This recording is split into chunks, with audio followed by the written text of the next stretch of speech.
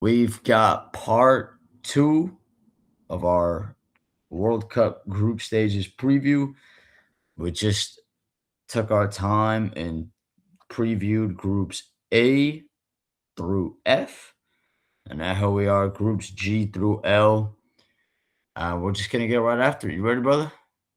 Yes, sir. Yes, sir. Let's All do right, it. here we go. Group All right, here we G. go, baby. Group You G. got Belgium, Iran, Egypt, New Zealand. Um, to start here, if you're Belgium, what a dream group this is. I think clear favorites here. And I actually like Belgium's team a lot. You wonder how well Kevin De Bruyne will play, as well as Lukaku. Lukaku is somebody that had some injuries this season at Napoli, fell out with Coach Antonio Conte, and but you gotta love Jeremy Doku, man, on the wing. Oh, Uh, we saw what he did at City, um, and that stretch at the end there where they were pushing Arsenal. That was led by him, man. He was taking guys on, full of confidence, scoring goals, assisting, and just playing so well. Um, and I like Yuri Tielemans a lot. I also like Onana as well. I think he's really good. And of course, you got to start with Thibaut Courtois, arguably the best goalie in the world. So, um, this is a good Belgian side, and this is a dream group for them. Egypt, you got Mo Salah, uh, Omar Marmoush, who actually just recently got married, so congrats to him. And then you have their veteran, Trezeguet, and he's a little bit on the older side, so I wonder how much juice is left in him. But also, if you're Egypt, you're definitely satisfied with having Iran and New Zealand as your other teams out of the group. Um, New Zealand, this is their first World Cup since 2010, and really you just have Chris Wood up at striker. And New Zealand will just be very physical, and it's kind of similar to Czech, where you're gonna just play the ball to Chris Wood and try to put him in the best situations to score because he really is your only goal scorer. And they've struggled in various friendlies. I won't put too much weight onto that. However, um, I certainly worry about New Zealand and um, with Iran, they're the second oldest squad. They've been in the World Cup now fairly consistently, and um, I'm just concerned about them with um, them having to move their base from Tucson to Tijuana. They're going to have a lot of travel because right after their games, they're going to have to go right back to Mexico. And, a lot of their players haven't had the opportunity to play games with the situation there. So I question um, how ready they will be, but I know that they will certainly do their best. And um, I definitely think as far as personnel on Iran, you can speak a little bit more than me. But in terms of the notable matches here, I think Iran Egypt will be a great game. Belgium Egypt will be a good game, and so will Belgium Iran. yeah, I'm with you, man. I think, you know, part of the beauty of what we were talking about in part one when we were previewing groups A through F, one of the beauties is that there's nothing that says you can only talk about something one time. So I think what I would say for this group particularly, there's probably a lot that we won't talk about in this particular recording, but we will, we'll try to get into it as best we can. over the course of time, just because there's a lot that, to get into. And it's something that, you know, it, it's a nuanced conversation, and it could be a whole, and we could get into that, and so I think there's a lot we'd have to kind of put on the back burner a little bit, just as it kind of pertains to this group, and even just, other parts of the tournament. But, you mentioned the Iran side, obviously. There's a lot of question marks there. You mentioned second oldest team, one of their mainstays for the last three World Cups was not included in the squad. That being, Sardar Azmoun Yeah, did not make the squad. There are reasons for that. I guess he took a picture with one of these UAE rulers, and the government didn't like that, so they kept him off the squad. So there's a lot of things we could talk about. Obviously you mentioned, I mean, there's a whole conversation we could get into there. But I think, you know, just as far as on the pitch, Group G, I think you mentioned it with Belgium. I think they're kind of, we mentioned Turkey in part one. They're licking their chops a little bit, thinking like, man, we got to top this group. yeah, You mentioned Jeremy Doku. I mean, what a talent! I mean, he's probably one of the, you could probably count on a hand or two exciting players to watch when he's got the ball at his feet. He's like you said, he's taking defenders on. He's electric with the ball. You mentioned De Bruyne. We'll see what kind of impact he can have. A guy like Onana is someone I really like watching. His game's just really smooth to me. He just does a lot of the little things that might not show up in like the quote unquote traditional stat sheet, if you will. But he does a lot of the dirty work. A guy like Yuri Tillemans, I feel like has been really underrated for a long time. And then obviously you mentioned Courtois. I mean, anytime you got him in net, you got a chance, right? yeah. Regardless of who you're playing. I think, yeah, Belgium definitely licking their chops. Egypt's interesting. I didn't know Omar Marmoush just got married, so congratulations to him. I had no idea.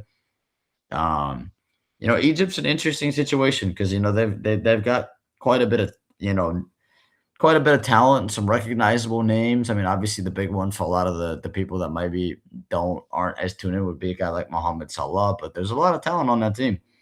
Um, I think that Iran Egypt match later on in the group will be for second place in the group Agreed. versus third. And then look, New Zealand. Kind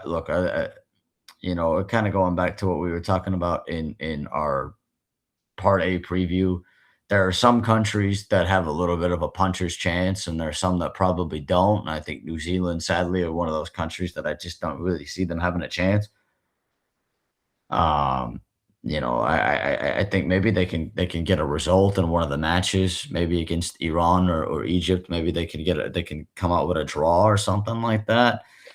But I think realistically, you're looking at Belgium being the favorites in the group, and then Iran and Egypt in Seattle on match day three. Hmm. And then obviously goal differential will be a big part of it, especially with Iran and Egypt is not only the head to head against each other, but it's going to be who does better against New Zealand and who does better against Belgium as well. Yeah, So I think that's going to be when we get to the predictions later on. I think that's a big part of it. I think two and three is kind of flip flopped in this group. But yeah, it's just I think Egypt's got some talent. They're going to be a tough side to play. Belgium obviously goes without saying, and then I think Iran's just kind of one of the maybe. There's a lot of unknown there. There really is. There's a lot of unknown. How is that going to look? They're going to be playing two matches out here at SoFi Stadium. I think I think who knows what the atmosphere is going to be like. There's a big population of Iranians, Persians, whatever you want, like out here in Southern California, and there's a big even in that sense. Who knows what that atmosphere is going to look like? There's a lot of mixed feelings there that we can dive into, and I just think it's a fascinating group both on and off the pitch. Yeah. And I think it's going to be one of those throughout the tournament. We're really going to get the data. It's one thing to preview it, but sometimes I think when you see it, you're like, oh, okay.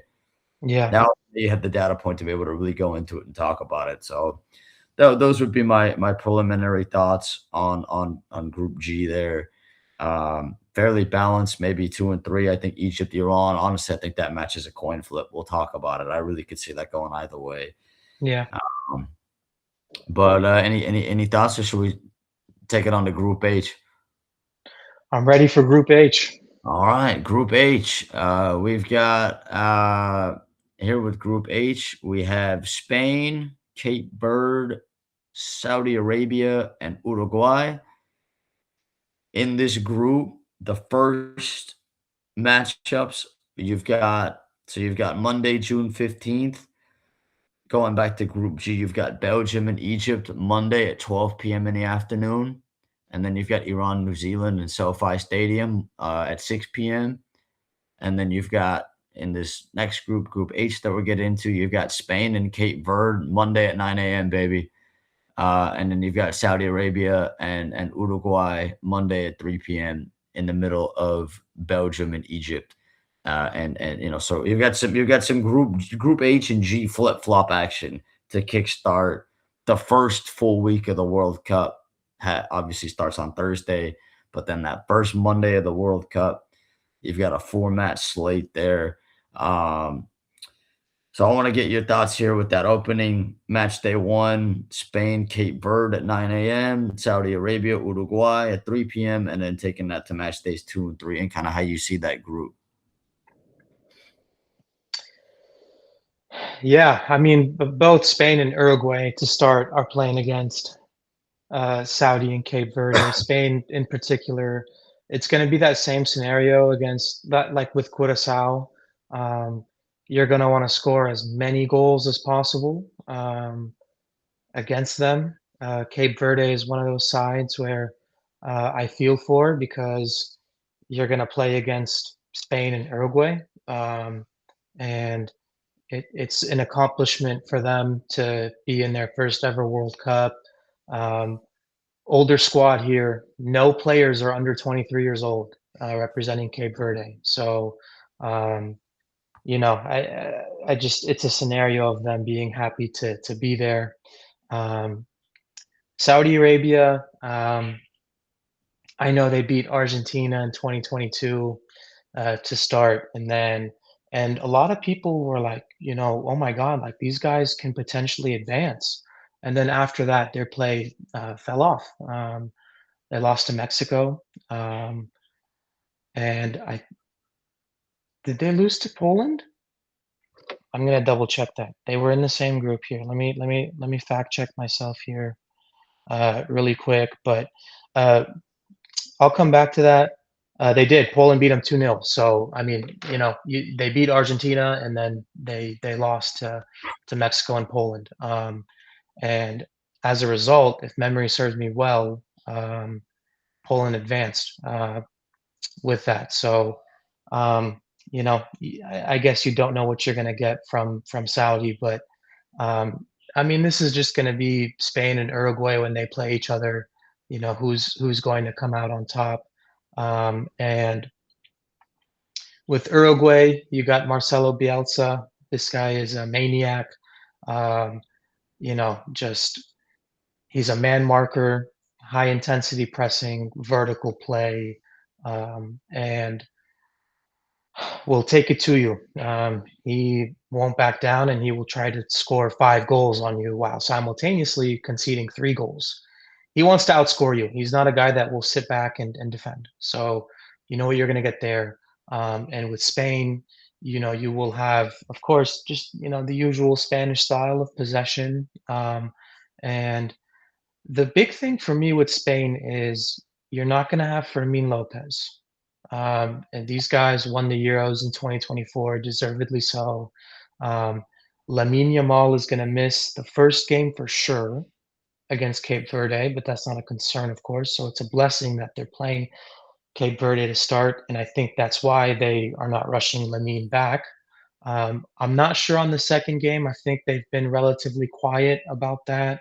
but they are just going to do everything they can to prep him for the heavyweight match against Uruguay. With Spain, you wonder, is Unai Simon going to start? Considering the season that David Raya had, if he does, I'm gonna laugh. Honestly, I'm gonna chuckle.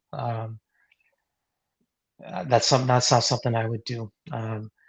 Nico Williams had a pretty rough season at Athletic Bilbao. So you wonder, but however, I think when you have Lamine on the opposite side of the field, that'll open up a lot for him, and I think he'll be just fine. I'm not really concerned about that. I'm concerned about Rodri. Rodri was huge in their Euro 2024 triumph. Um, so I mean, he was so instrumental to the extent that he won the Ballon d'Or, right? So what version of Rodri are you going to get for the Spanish side? So and then you got Danny Olmo. He plays really well for Spain. Listen, Spain is the co-favorite to win it all, so they will win this group without a doubt. They are the heavy favorites, and I'm just going to come right out and say it before even part three. They're going to win this group. Okay.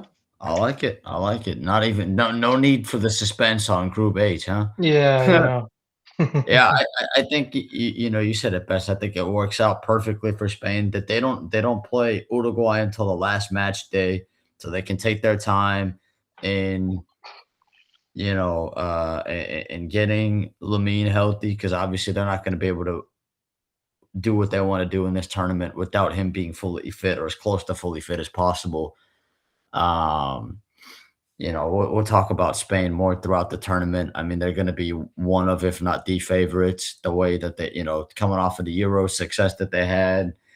Uruguay, I think, is going to be a fascinating case study. I think you mentioned Marcel, Bielsa, maybe a different play style than you would typically maybe be accustomed to with the Uruguay side. I mean, Uruguay's always been really fun in tournaments. I mean, we could go back in the vault and talk about the Luis Suarez, Diego Forlan, all those guys. But it's a new generation for them. They got some new players in the fold. You mentioned Saudi. I think Saudi. I'm interested to see how they perform because you're looking at it where 8 of these third place sides are going to go through. Can the Saudis be one of those 8? right. And that's going to be dependent on how much they concede against Spain and Uruguay, for sure. Exactly. So I think it's an opportunity for Saudi to make it to the round of 32. Hmm. And I think if you're the Saudis, you're looking at it where, look, are they gonna look if they get a result against Uruguay or Spain? I mean, you take it and you run. But for them, Hmm. like you mentioned, it's just mitigating the damage, not getting the doors blown off you, and giving yourselves a chance against Cape Verde or Verde. Honestly, give yourself a chance in that match, given that Saudi Arabia is playing them last, mind Yeah, you. So if you're Saudi Arabia, you're putting all your chips into that last match, hoping that you could get in. And then, man, look, Cape Verde is another one of those, we've talked about. There's some that, we're saying, okay, are they going to be slaughtered to the wolves or are they not? I think you're of the opinion of what it sounds like. You think they're going to be slaughtered to the wolves, yeah, yeah, and so I look, I think it's a tough draw for them. That I think if you're Cape Verde, it's the same thing. You're looking at it where you're trying to hang on for dear life, mitigate the damage in those first 2 matches, and give yourselves a chance on match day 3 against Saudi Arabia. That's all you can ask for if you're them. And hmm, I think if they're able to do that and give themselves a chance heading into match day 3, then it's a successful tournament for them, regardless of how it ends up. But if Spain puts 6 past them and then Uruguay puts another 4 past them, then you're going to that Saudi Arabia match. Obviously, you're still going to play for pride, but it's a much different equation than if maybe they're able to kind of hang on a little bit. But I think if you're the Saudis, I think they're looking at that as an opportunity where, okay, are they expecting to be in the top 2? No, but they're angling to make it into the knockout stages and give themselves a chance in the knockout stages against whoever they end up facing. yeah. And now, my brother, a big group. The floor is yours, my man. Group I. This is the group of death. That's that simple. I mean, just for the fact that Norway was a pot three team, and this is their first World Cup since 1998, and Norway is ready. Um, they are ready to go. Full tilt. Senegal, your AFCON winners. I know the whole thing that them leaving the field and whatnot, but in my book, that they won the AFCON. So I'm gonna uh, be consistent with that. Um, Senegal is a great team. I know that they lost to the US in a friendly, but I'm not going to put so much weight there. Um, and then you have Iraq, and Iraq is a team that hasn't qualified to the World Cup since the '80s, and I feel for them. You have a group of um, a heavyweight AFCON champions and a team that's on the rise, and that has such talented personnel. You wonder how they will hold up. I know that they tied against Spain, but you have to remember Spain is playing without Lamine, and in these friendlies, it's just more so about coaches understanding what type of tactics they want and how this player plays with that player. And so I'm not going to put much weight onto that, but there's no denying that these guys will play with pride, and they had a great qualifying campaign, and they're led by um, a coach in Graham Arnold, who coached Australia in 2022 at the World Cup and took Argentina to the brink in the knockout phase. So I think if these guys were in any other group, I would give them a higher shot. Um, and I when we talked about Ivory Coast, I didn't have the opportunity to just give them a shout out for beating France in a friendly for the first time ever. I got a lot of text messages about that friendly, and my sentiment is going to stay the same. I think that meant a whole lot more to Ivory Coast than it does for Les Bleus. Keep in mind Saliba, Dembele, Desiree Doué, although his brother, who plays for Ivory Coast, scored. What a moment for him. And Zaire Emery did not play because of their long season at the club level, and all their starters were gone after the first half. Cherki's goal was a banger. That's what excites me. But I can understand why people might have some concern with this back issue that Saliba is dealing with. But Didier did come right out and say that he's fine and he's going to play. So I'm not really worried about that. And I mean, this is the deepest squad. You know, you can build a whole other second 11 from with the talent that they have, and it's really just about Didier making the right choices. And I hope he does because um, I've already said it on various recordings that I think France is going to win it all, and I'll showcase that in the brackets that we do make. So. Um, I think every single match here is going to be, like, incredible, and I'm fortunate and lucky enough that I will be at 2 of these games, in the group of death, and I wanna give a shout out to Norway. I think these guys, um, can make some meaningful noise. You got Erling Haaland out there, man. You have Odegaard, you have Strand Larsen, you have Sorloth. Um, I just named you 3 strikers, that play in Europe's elite leagues. Strand Larsen he's not one to slouch. He's really good. We already know about Erling Haaland, and Sorloth plays at Atletico. So, Odegaard captains Arsenal. He knows what it's like to play in the big stage, as does Erling, and I think, collectively they will, you know, show the ropes to their other squad members and play really well. Yeah, listen, I think you said it best, man. I think this is definitely, I mean, if it's not the group of death, it's probably in the top 2 or 3 top to bottom groups. I like what you said about Iraq, man, because I actually wanted to echo that and really, really agree with you there. I think in any other group, nobody wants to play them, in my opinion. I think they've got some really good attacking talent up front that's pretty young and maybe not known to a lot of the world, but really good young players. That you mentioned Graham Arnold. It's a big accomplishment for them to make it back. I know it was a friendly, but they played pretty well against Spain, all things considered. Um, I like, we've gone through it, and I think it's just a consistent theme. Like for every, where we're saying like maybe a Curacao might be a slaughter to the wolves. Iraq is not going to be a pushover, man. They're gonna compete.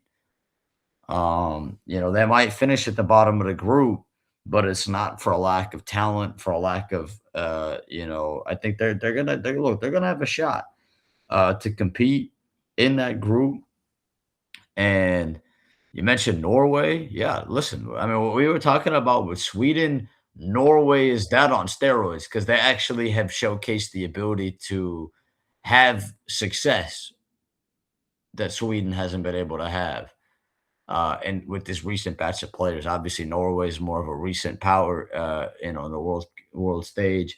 But yeah, you mentioned Norway. That's a really good side. I mean, obviously, any squad that's got Erling Haaland up top is going to have a shot. But it's not just him, like you mentioned. It's not like the other guys are a bunch of bums running around there either. Like those are guys on their day that are capable of leading a front line by themselves as well. Yeah, man, and Uh, they dominated in the qualifiers, dude. They oh yeah, dominated. they ran through. That's what, like Yeah, they are like wherever they finish in this group, nobody is gonna wanna play Norway in the knockout stage, I guarantee you. yeah, yeah, They're a really good side, and then Senegal too, man. Again, like, there's a reason why, this is one of, if not the groups to watch because these are 4 legitimately solid sides, and Senegal is one of them too, man. Senegal, I mean, we're talking about Ivory Coast. I mean, Senegal takes that to another level, maybe in some ways. Where, yeah, I know you mentioned the friendly. You don't want to put too much stock in that, but look, Sadio Mane hasn't gone anywhere. I mean, I know he's playing in Saudi now, but he's still got some juice in the tank. Nicholas Jackson up top. You've got, mhm, they've got some really good players, man. The midfield's got some really solid players. I think they're gonna play with. Listen, they're gonna go for it. Senegal, they're gonna yeah. go for it. They're not gonna sit back and pray. No, they're gonna take it to all 3 of those teams, and whatever they're gonna live with the results of that. Um, Yeah, yeah, and, they're you they're gonna know be they're gonna go for it. yeah, and to just put some context on the opener here, France-Senegal, um, keep in mind that, Senegal got their independence from France, so there is a lot of nationalism and pride that will be a part of this game that will take it to that type of next level. It is going to be just that tension, and these two sides, they don't really like each other, man. Oh, They it's gonna be don't. a They're chippy just match. so yeah, It's yeah, yeah, it's look, it's I think yeah, look, I think it's gonna be a chippy match. I think Senegal's gonna put on a good showing too. They're really gonna, because I know, you and I have had many conversations, on and off the record, especially and even off the record about Didier. yeah, And I think what I'll be interested in that opening match. Shout out to MetLife. We're talking about MetLife, full circle, and I know you're gonna be ready for it. You're gonna yeah, be there. You're gonna be giving the people what they want on Tuesday, June 16th. yeah, And there's a good and there's a decent chance that we might have a Knicks and Spurs game that same day. yeah, Uh, which would make for quite a day. Um, but yeah, you've got that Tuesday, 12 o'clock on the West Coast, 3 o'clock in the afternoon. France and Senegal, I think, is a great way to start that. I think all 4 of those sides in any other group, I think we'd be talking about them as having a chance to come out in the top 2 or definitely make it out. And, you know, like you mentioned, Iraq in a different group, Iraq's one of those teams I think they could make it out. I really believe that. This is just a really tough group for them, so I think regardless of outcome, but I think look, they're gonna make it tough. I think people will be surprised at how well Iraq is able to hang in this group. I think Norway, you mentioned, they're no joke. Senegal, it's a great group. And I do wonder, with these third place sides, is there a level where they kind of cannibalize each other a little bit, or does it end up being where all three of them can make it out? But yeah, with France, I mean, there's nothing I can say that you could say, it's that on paper they're the best team in the world. There's no denying that. Yeah, and for somebody that just watches the World Cup for the game, um, you want to watch every single game in Group I, every single one. You circle your calendar and you want to watch that game from start to finish. I mean, every single match in this group is going to be high level and intense. I completely agree. I think this is one of this is the part of the beauty, with like the throughout the tournament coverage is like the preview is super exciting, but I can't wait for like the post match analysis of these matches because I think they're like you said, they're all it's going to be appointment viewing. There might be for anybody out there, like you said, make that time. If you got to DVR it or whatever you got to do, or take a sick day, whatever you got to do, like that is you don't want to miss those. Yeah, and I'll promise you this: I will recap every single game in Group I for the Unfiltered Report for the I love people. you, man. I will Oh, do every give single it to game. the people, In baby. in Group I will cover every single game. You heard it here. Done deal. Done deal. I love it. Well, the people know. Give the people. We got to give the people what they want, man. So any concluding thoughts here on Group I, by the way, just to put a bow on it, especially with your Frenchman, any whether it's the Didier piece or maybe tactically what you might be looking forward to or concerned about, lineup decisions that maybe make you worry a little bit, so that sort of thing. Does Didier Deschamps really hate Bradley Barcola that he doesn't even start him in the friendly against Ivory Coast and he rolls with Marcus Thuram? Um, Marcus Thuram is so overrated in my opinion, and just because Marcus's dad played with Didier, he consistently calls him up and gives him playing time. This has to stop. This has to stop with the pool that you have.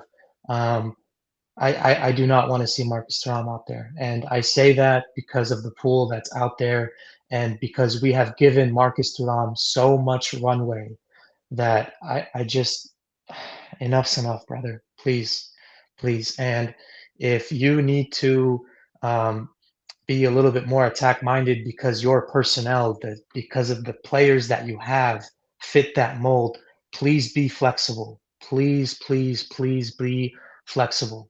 All right. And um, let's don't you want to go off on the best note possible, Didier? I mean, you tell me, man. You've been in charge since 2012, and I mean, don't you want to go out on the best note possible? So be as flexible as you can. Make adjustments if you need to. Do not be stubborn and stuck on your ways. And let's go win this damn World Cup. There's no it's not a coincidence that the journey starts at MetLife and the final is at MetLife because the world wants to see Les Bleus do it all, and it will happen. Yeah, hey, that song, the one, I don't even know the name of the song, but the where the guy goes, "Allez la blue, allez la blue." It's a great La song, man. mina coupe à la maison. There you go, there you go. It's a Yep. great song, man. You don't even have that'll make you want to pick France in your bracket. But you know what, man? I will say this. This is the part that I would like to put in the preview because you mentioned it. I think for the people that aren't as tuned in to the global game and they tune in and they've never watched any of these players play, someone will tune into France and Senegal on June 16th and they'll see the way that Didier has them set up tactically, and they will not know that those guys that they have are able to do the things that they're able to do. You know what I mean? Like, I think Didier, like, he is who he is, you know? I think they're gonna play exactly the same way that they've played in the past. I fully expect it to happen. I fully expect to come on here, regardless of how it ends up. They could still win the thing, by the way, but I don't expect them to magically overnight play a different way. I think they're going to be who they are. They're going to be patient. They're going to, maybe that might not be full on, Jose Mourinho parking the bus, but they're gonna be playing in a way like Senegal. I think Senegal is gonna go for it. Yeah. They're gonna take it to, and I think Didier will have them tactically set up to where that stylistic contrast, you might look at it where, maybe from a neutral's perspective, you might look at it like, man, I wish France would open up the purse strings a little bit, let it loose, brother. Like, open it up. Like, let's have some fun. You've got Mbappe, Olise, fucking Dembele, Barcola, Doué. I mean, you go down the list. I mean, like you said, I mean, you could build like three.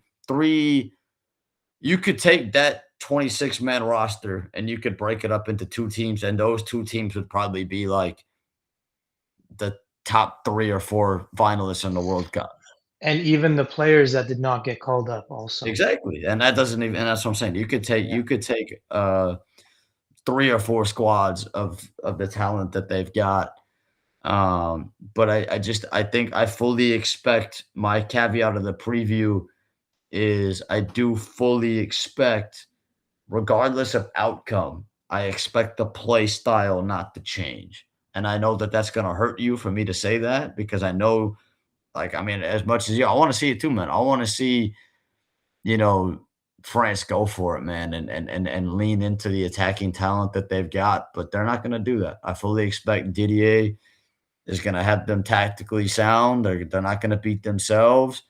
They'll take their chances when they're there, and they'll maybe rely on some moments of individual brilliance, but France is gonna have no problem, 1-0 sort of affair. That's what Didier wants, Yeah. you know? Um, but look, I think the individual talent, I mean, those guys don't need a whole lot, and when you've got that many of them, it's gonna be hard to stop them, man. Regardless of how they set up tactically, like all it really takes is one. I mean, you mentioned Ryan Shirky too. I mean, that guy's incredible too, man. Yeah. And the goal he scored against, ironically against was the Ivory Coast the other day, right? In the first half. Yeah. That's a great goal. Yeah. There's nothing you can do about that. They could play because I mean they really didn't have that many chances in the first half before he scored that. Yeah. Yeah, exactly. And so I think France will set up very similarly to that. Now, maybe not personnel wise, just in terms of the fact you mentioned the names that didn't play in that friendly, but I just think I fully expect the Malik recap, and you're gonna say, "Man, Didier, why I expect it. I love you, man. I think they're gonna play like that. They might get the results. They still might win the whole thing, but they're not gonna go for it like maybe Senegal is gonna go after it. Like they're not gonna play like that. That won't be the way that they set up. They're gonna be much more pragmatic, tactically sound, and try not to beat themselves. Yeah. Yeah. Yeah. It's the GDA experience. So Yeah, it's the nature of the beast, man. You think is, but you know what? If they win, it doesn't matter, right? yeah. But Yeah. then it's where if they don't win, that's where the conversations come in. So, that I'm really excited for those Group I matches. We'll recap them. You're gonna be carrying that. I'm looking forward to that. I'm looking forward to it, man. I really am. And so we're gonna move on to Group J. Group J, we've got the same day. of France and Senegal, Tuesday, June 16th. You mentioned that you will be there at MetLife. Yes, sir. So it gives the people something to look forward to with you, letting the people know how it's done out there in New Jersey. And then that same day, I mentioned earlier that I love that shit with the 9 p.m. matches. Give me more of that shit. There's nothing I love more than a Tuesday at 9 p.m. Austria, Jordan, man. Give that to me. Give me more of that shit. I want that. You know what I mean? Like, what else am I going to be doing at 9 p.m. on a Tuesday other than watching Austria and Jordan? You know what I mean? Yeah. That's beautiful. I love that. And then you've got Argentina, Algeria at 6 p.m. before that, same day. Uh, Interesting group here, in my opinion. I'm curious to see your thoughts. Obviously, a lot of the coverage will go towards Argentina, but with Algeria, Austria, and Jordan, how do you kind of see that previewing out a little bit? Yeah, I mean, to start, Argentina are on the dynastic run that Spain had, where they won their domestic competitions and then sandwiched in between, they won the last World Cup. So, you know, they are going to be, they're the team to beat. I mean, they're the defending champs and they are the team to beat. So, they are going they're not gonna skip a beat, and they probably got the weakest pot 2 team in Austria for sure. Um, and this is a dream scenario of a group for them. So um, they're the clear favorite. And um, I like Algeria's team a lot. First, let's start off with Zizou's son, Luka Zidane, in goal. Um, I like Rayan Ait Nouri. I still like Riyad Mahrez. I think he still has juice in the tank. And then you have Amin Gouiri, the striker at Marseille. And I like their coach. He is somebody that coached Svisra in the 2018 World Cup. Remember, they did miss out on the last World Cup, so they are back. And um, I think they're going to be a tough team for all for this in this group. Um, I feel bad for Jordan because two of their guys that were instrumental for Jordan to qualify are not going to play. So that's a tough blow for Jordan. And I have a lot of Jordanian friends, and I feel bad in saying this, but this is the team that's going to struggle. And I think nerves will certainly kick in.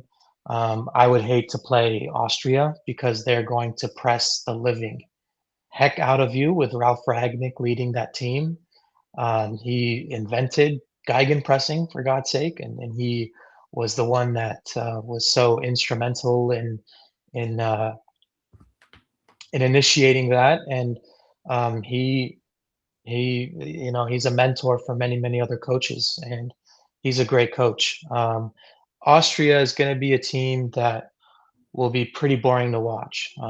I had the opportunity in the summer of 2024 in Dusseldorf, Germany, to watch France play Austria, and Austria will they'll press, but also simultaneously they're not gonna be that attacking side. They're not gonna be that team that will go for it.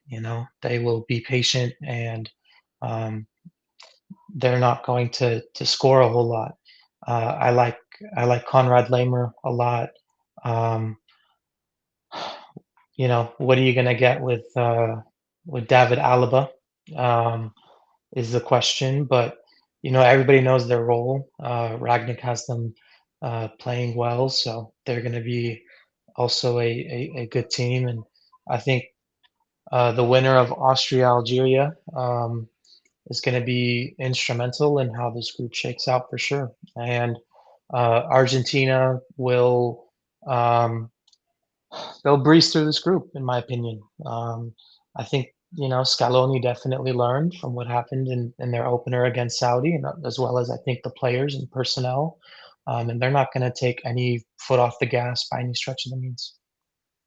Yeah, I agree with you. I think Algeria and Austria is one of those that's match day 3, and I like the way that that sets up where I think you're getting that match to see who's gonna finish in 2nd, and then, who's gonna be, maybe coming in 3rd, and I think for sure I'm looking at it where, not to get ahead of ourselves, but I think Austria and Algeria, regardless of order, I think they will both qualify for the round of 32. And I think they're both sides that nobody will want to face in the round of 32 and a one off, especially. Totally agree. I think they're both really tough. I mean, Argentina, like you mentioned, they might take the group, but it doesn't mean that Austria and Algeria are not going to give them a little bit of a I think they'll give them a little bit of a challenge, and it won't. I think Argentina. I think will. Again, not to get ahead of ourselves. I think they'll top the group, but I think you mentioned I'm really high on Algeria as well. I think they're one of the more underrated sides at this entire tournament. I think a lot of people maybe I think people will be in for a treat to watch Algeria play. I think, I would say that Saturday night, I think it is, if I'm not mistaken. I'd have to fact check that. Yeah, Saturday, June 27th on match day 3, that Algeria Austria match will be a really good niche matchup at the World Cup where I think regardless of what that result plays out and who goes 2 and 3, I think they're both really good. And then you mentioned Austria. I mean, yeah, the way they play. I mean, they played really well at the Euros 2 years ago, and they've had some really impressive results recently in kind of their little pre-World Cup tune-up. They've done well for themselves. They're going to be a tough side. Whoever ends up getting them in a round of 32, they're going to make life uncomfortable. They're a unique side, kind of you mentioned, where maybe is a different level of where they're not necessarily sitting back in the traditional sense that we've been talking about because they're going to be pressing the hell out of you simultaneously. Yeah. And I think Algeria plays a really good brand of football as well. They got some really good players you highlighted as well. And I do want to shout out Jordan, man. It's an amazing accomplishment for them to make the World Cup. It's unfortunate you mentioned that they've got two of their best players that aren't going to be able to play. I know Jordan and Colombia are about to play in about 27 minutes. Yep, Uh, and our boys out there. Yes, sir. shout out to our boy who hopefully will recap that friendly for us later on tonight. We'll have to hold him to it and let us know how that went. Uh, you know, oh shit, I'm sure that's a great place to be, man. With the Colombians and the Jordanians having a great time. Uh, I mean, I think that's that. I would love to be there right now in San Diego, but I'd also no place I'd rather be than here with you, brother, doing this preview. But Colombia and Jordan's going to be a great little friendly there. So yeah, I would like to shout out Jordan. It's an amazing accomplishment for them to make it. And yeah, look, they're going to put 10 behind the ball and pray. That's what they're going to do. Yeah. Um, and maybe they're able to get some form of result. I'll be hoping for it, but I think you kind of mentioned it. They might be one of those where it's just they might not have enough firepower to be able to hang on. Yeah. Yeah. Exactly. But then yeah, Argentina. I mean, they're the defending champs, and they're going to be one of the favorites for sure to win it. There's nothing to suggest otherwise. That will be a tough out. They'll be making a deep run, and regardless of whether they win it or not, they're going to have as good a chance as anybody to actually do so. Yeah. Um, so we're going to move on to Group K now. Group K, our second to last group, if you can believe it. We've got on that day, we're starting off Wednesday, June 17th in that group. Wednesday at 10 o'clock in the morning, Pacific time out here on the West Coast. You've got Portugal and the Congo going at it. And then later on that night, sandwiched in between the two matches of our last group that we'll get to, you've got Wednesday at 6:17 p.m., the aforementioned Colombia against Uzbekistan at 7 p.m. that same night. So taking it to that group here with Portugal, the Congo DR, Uzbekistan, and Colombia. You mentioned Colombia earlier. I believe it was in part one that you mentioned Colombia, right? Yeah, So I'm gonna leave it to you, man. Colombia is, in my opinion, the best pot two team, and they got screwed over pretty hard by having Portugal in the same group. Um, that is a tough. I mean, but I mean Portugal. I can certainly make the argument that Portugal is the second best squad on paper. Portugal has that depth as well, and um, you know, I feel for Colombia, but that's the hand they're dealt. I can certainly make an argument that the good news is they have Uzbekistan and Congo in their group. But I love that Colombia and Portugal is on match day 3 in Miami. I wanted to go so bad to that game, but um, with prices at 2 grand for nosebleeds, that's just that's a tough one to swing, brother. So, um, I Colombia is one of my dark horses, man. I think maybe people forget, but they took Argentina to the brink in the 2024 Copa America. It took Argentina to extra time and a late Lautaro Martinez goal to beat them. And Colombia are physical. Um, they don't mind having possession, and um, they they're an older side, man. They're the third oldest side in the World Cup.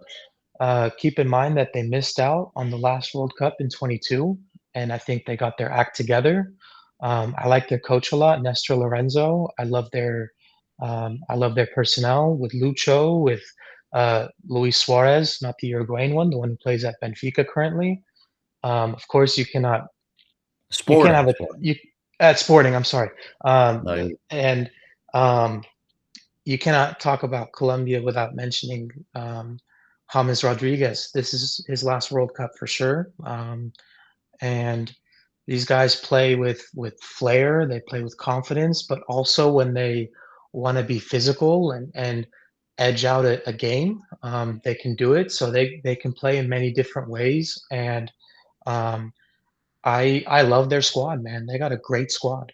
Um, Shifting over to Uzbekistan, their coach is Fabio Cannavaro, who is a Ballon d'Or winner, and he won the World Cup in '06 with Italy. Um, with Uzbekistan, you got Kusanov. You have a attacking midfielder. I don't even want to say his name because I'm going to completely botch it, but I'm going to anyways. Abusbek Faizuleyev. He plays at Moscow, so he plays in Europe.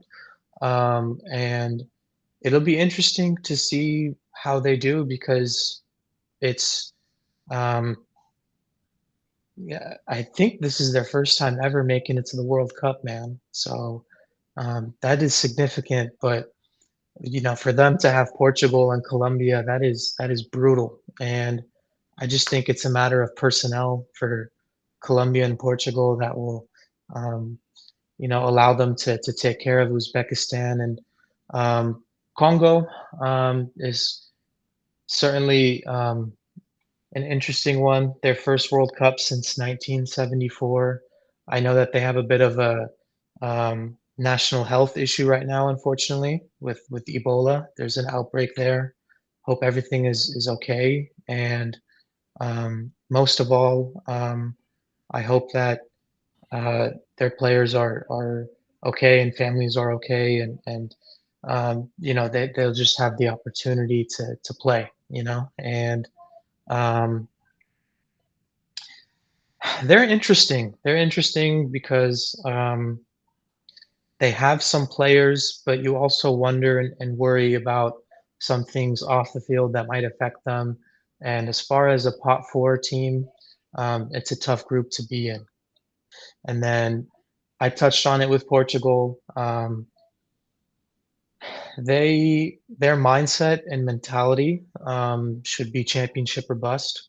Um, you got Ronaldo at 41, who I'm not gonna say if I'm a betting man, I'm gonna say that it's his last World Cup.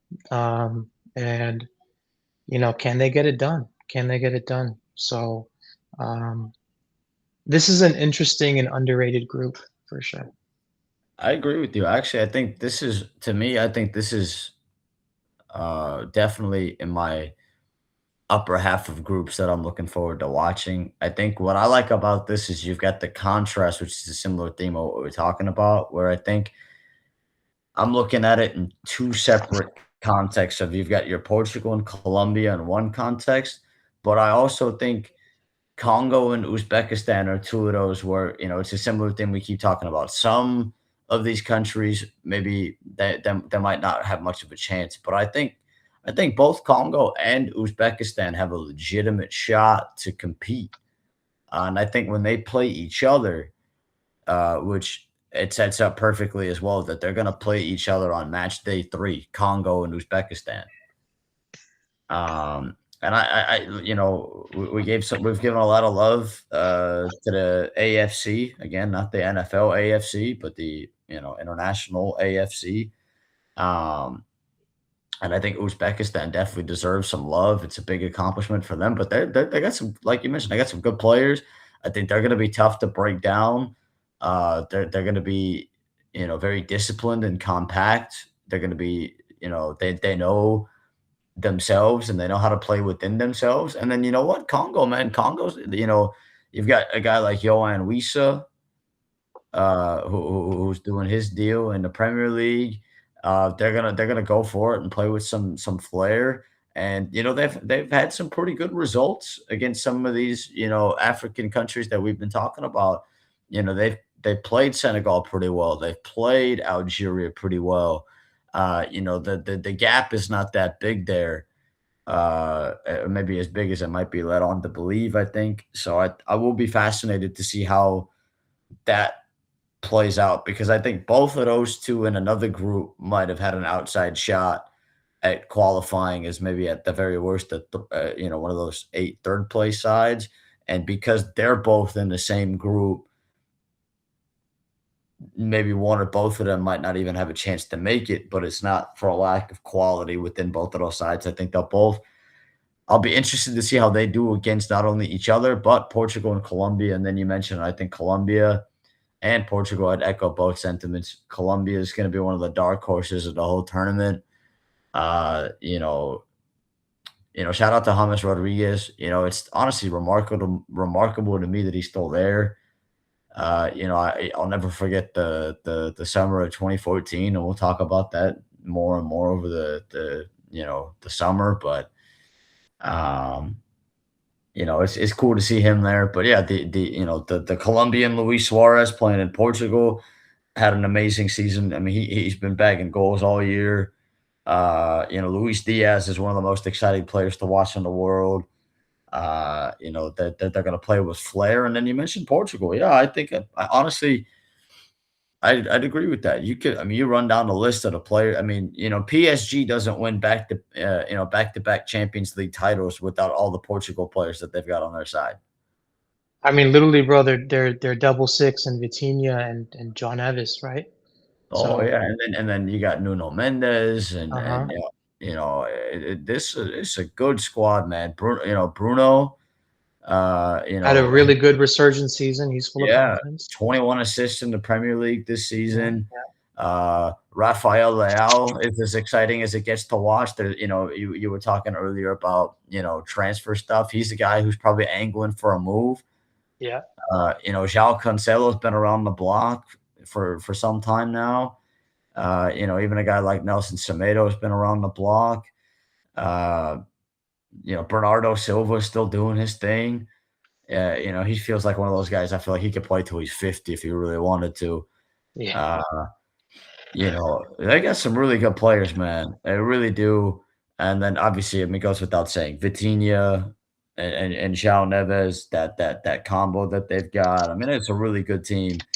And you mentioned, I mean, it's a shame that those tickets are so expensive for Colombia, Portugal. It's a tough one to swing, but I mean, you want to talk about a match you want to be at, or a match you want to watch on your couch. That's a match you want to watch. 1000%. That's one of the best matches of the entire World Cup right there. We'll look back on the tournament, we'll be like, "Damn, was that was one of the best matches of the World Cup." And it works out perfectly that it's on a Saturday, 7:30 PM in Miami. You know it's Yeah, gonna be you know that place is gonna be rocking, man. yeah, yeah, absolutely. You know? So I'm really fascinated to see how that group plays out. I think Congo and Uzbekistan are not gonna be feeder to the wolves sort of deal. I think they'll be able to compete. And if they do get destroyed in either of those matches, I think it'll have less to do with them and more to do with Portugal and Colombia if they do get blown out. Right. Um, so now we got one more group to go, my brother. One more group to go, and then we'll get on to part three here. We've got Group L. We mentioned it earlier that on the first Wednesday of the World Cup, will be the last match day one matches. And then 1 week after the tournament begins, we'll go back to Czechia and South Africa Thursday at 9 a.m. Pacific. But sandwiched in between Portugal and Congo and Uzbekistan and Colombia, you've got England and Croatia, and then Ghana and Panama.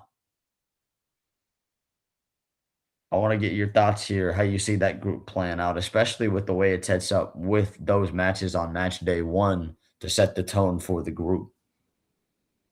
Yeah, yeah. I mean, I wish I could be at England, Croatia. That's a great game. That is a wonderful game. Two European nations that know each other well. For those that remember in 2018, Croatia beat England in the semis to advance to the final. And no love lost between these two teams. Um, I've mentioned it on previous recordings, my concerns with England because uh, a good handful of their players um, have not had the seasons that they wanted to. And what does Thomas Tuchel do? He just doesn't even call them up. He says, I don't want players that are going to complain about lack of playing time. I want a unit. He made some decisions that, frankly, a lot of people questioned. And he went out and he just said, um, players don't win tournaments, teams win tournaments. And this is the best team that I can have. It's not about picking the best players on paper, it's about picking the players that I think will mesh the best as a team together. So, and Thomas Tuchel will apologize to no one. When he believes in something, he will not back down, and um, he will double down, and that's exactly what he did. Now, having said that, primarily the only two players that have been in form for this side is, of course, Harry Kane, who is going to be in Ballon d'Or discussions, and then Morgan Rogers had an excellent season at Villa. Um, of course, you had Bukayo Saka play in the Champions League final. He didn't really have a a crazy, crazy season for them. And Declan Rice is just exceptional. I'm not worried about him whatsoever.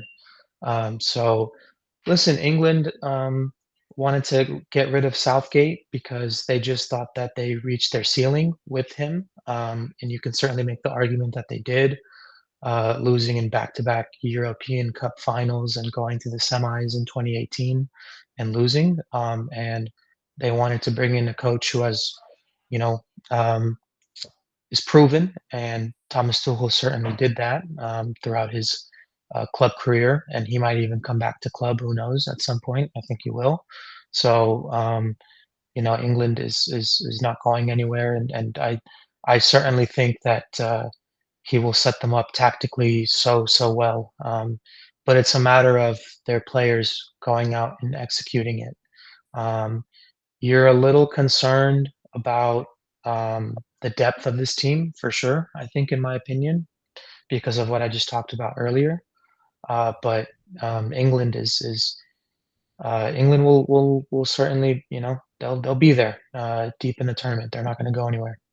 Um, Croatia is always a side that don't think will go far just because they don't really play that sexy brand, and um, a lot of their generation is getting older, and their new generation, apart from Jasko Vardiol, who didn't really play a lot this season, you wonder just how much good he can provide because of just lack of fitness and lack of playing time. But um, they're going to be a good side for sure.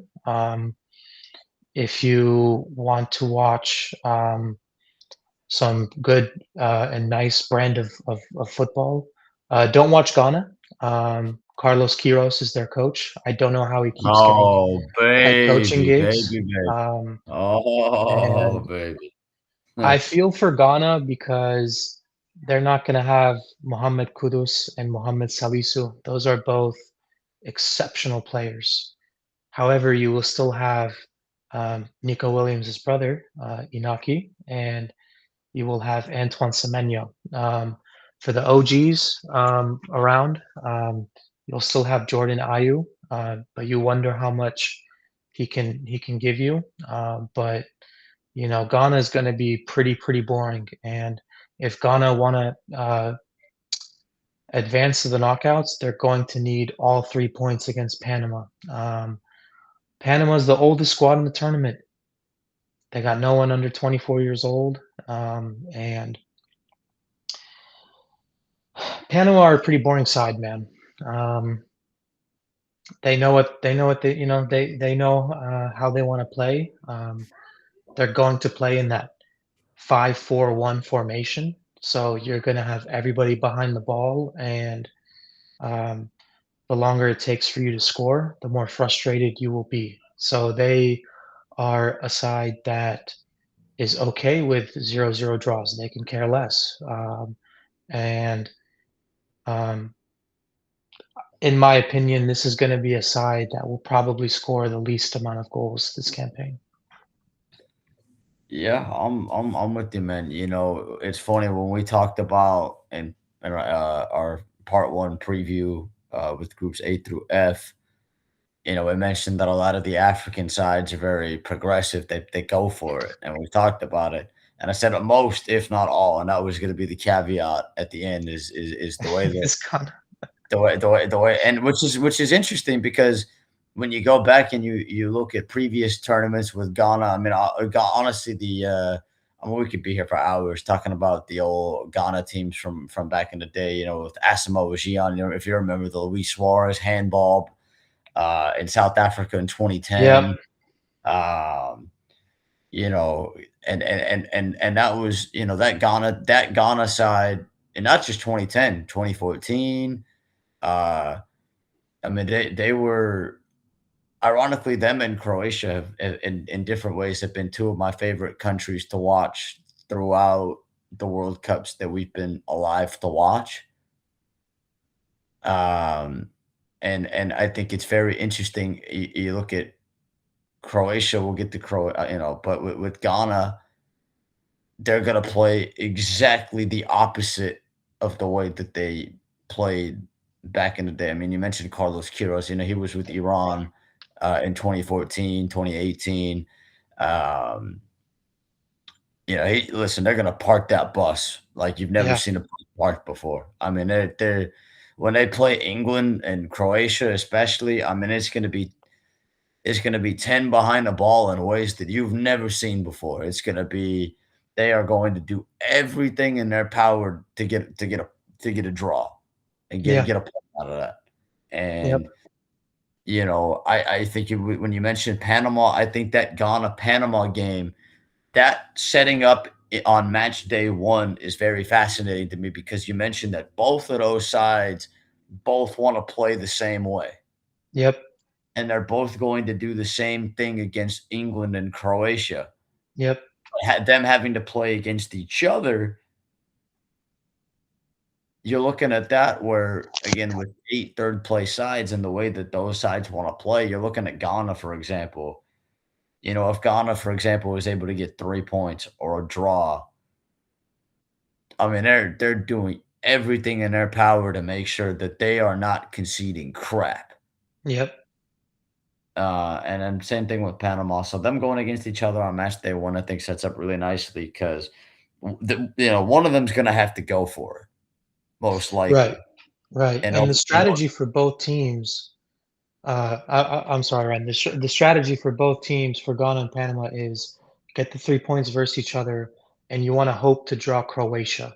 And then against England, it's a matter of, can it be a 1-0 loss? Can it be maybe a 2-1 loss, right? That's exactly going to be mitigate the damage. mhm.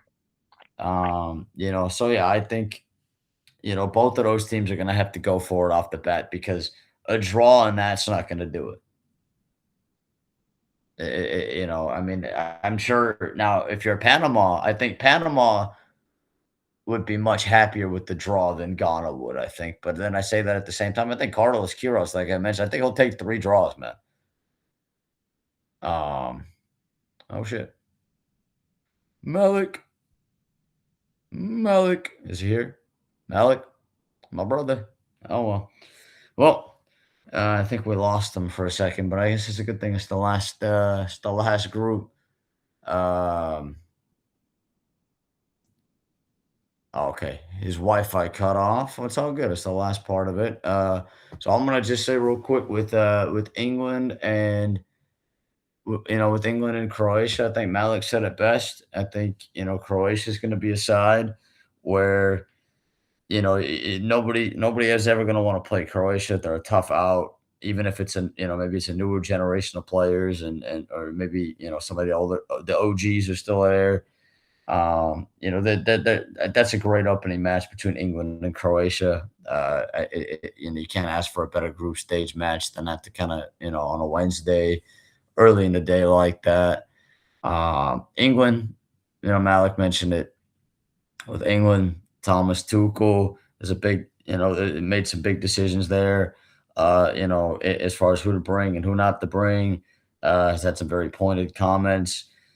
England obviously goes without saying they're going to be in the conversation at the end of the tournament. But the big question with England is, are they going to be able to be the last team standing, which is something that has avoided them uh, in many previous renditions, and especially in they haven't had the success that they want.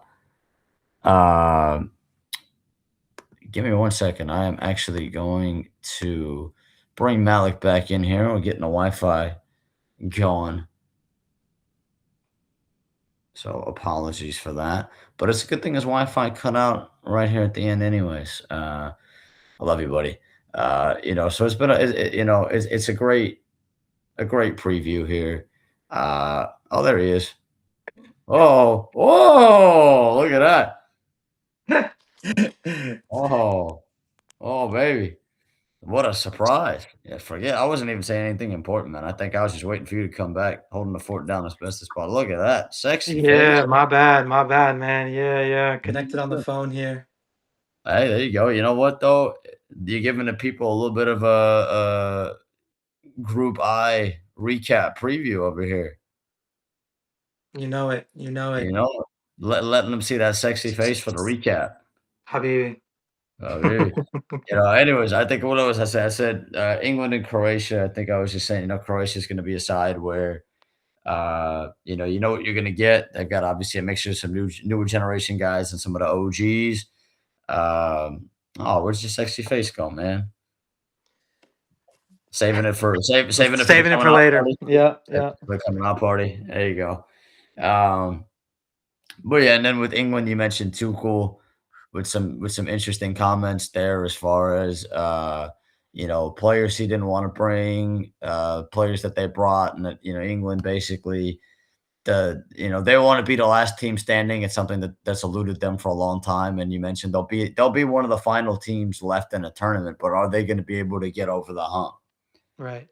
Um, I think it's a really interesting group, man. I think England and Croatia. I think that opening match. Honestly, I wouldn't be surprised if they played that out to the tune of a draw. Um, Malik, he just left again. Wi-Fi.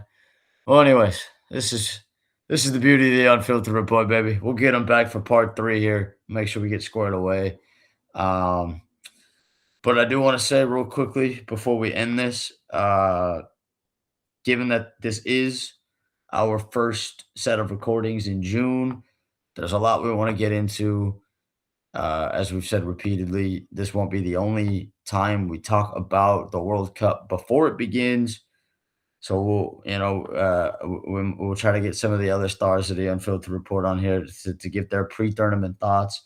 Uh, and it might be in a similar format where we'll break it up into a couple different parts, or it might just be, one long 3-4 hour thing, and give the people multiple options, with all the different cast of characters. But I want to give a big shout out to my guy Malik, for coming on strong here and really carrying these first two parts.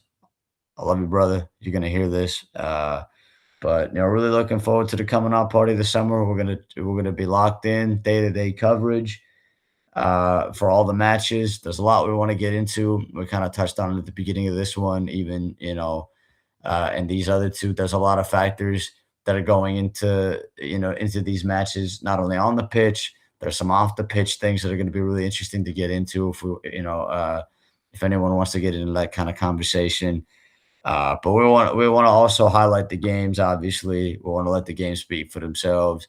We want to enjoy the summer, and then lastly, I invite Malik back one more time. By the way, but we do want to make sure that we don't lose sight of the other sports as well, which is going to be the beauty of the Unfiltered Reports coverage throughout the summer. Is this going to be all? We're going to have a lot of the World Cup, but there's still going to be all of these other things going on.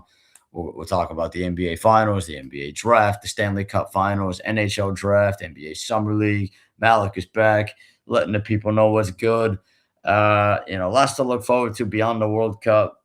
We're going to have to still recap the college baseball regionals and the super regionals and preview the College World Series, baseball, MLB, get into that. There's a lot of things going on in all these different contexts, college sports. We're not going to lose sight of it. We're going to talk about all of it. We're going to have room for plenty of it. We're going to talk about non-sporting stuff, but it's the summer. It's the World Cup. It's the coming out party. Malik, are you back? He's not back. Is he back? Nah. We'll get him on part 3. Malik, I love you, man. We'll get these technical difficulties squared away. Can you hear me? Yeah, yeah, yeah. Oh, there you go. There you go. I love you, brother. We're about I was just keeping the seat warm for you. We're gonna cap this off and get to part 3.